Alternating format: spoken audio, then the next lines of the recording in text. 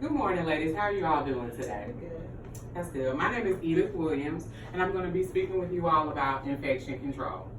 The purpose of this presentation is just to inform you on some standard precautions. Did you know that healthcare-acquired infections affect approximately 5 to 10% of hospitalized patients in the U.S. per year?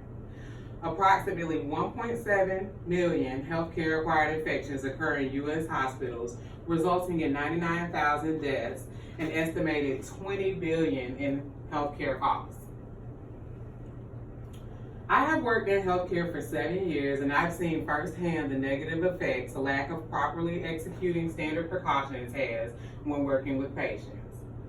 Healthcare-acquired infections are many in the United States, but they can be prevented if we just follow standards placed before us. Today I will discuss 3 points with you all about infection control. The first point being hand washing, then standard precautions, and properly sanitizing equipment. Let's begin by discussing the very most important precaution for prevention of healthcare-acquired infections.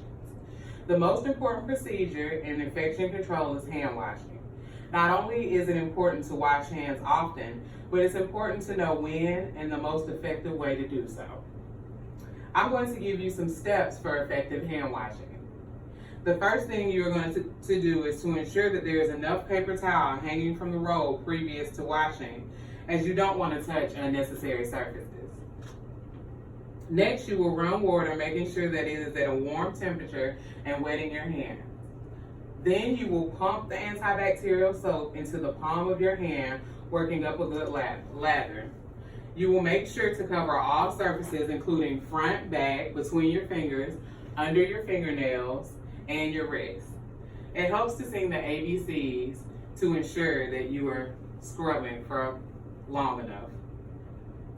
Next, you are going to rinse well, ensuring that soap is running down and off your fingertips.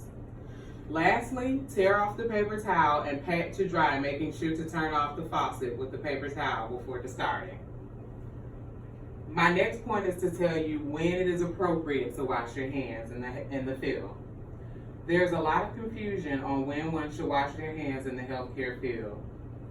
Appropriate practice to wash hands is before applying gloves and after removing gloves, before feeding, after using the bathroom, after cleaning a surface, before eating, after doing anything that requires touching the client or their belongings, when entering a room, and before leaving.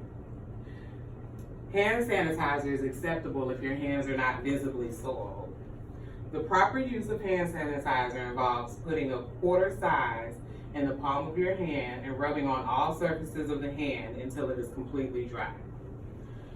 Gastrointestinal infections such as salmonella and respiratory infections such as influenza have been spread due to lack of hand washing in healthcare.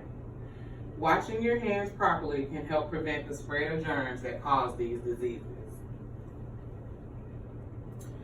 Use of standard precaution is important in preventing healthcare-acquired infections because we never know what someone else has going on.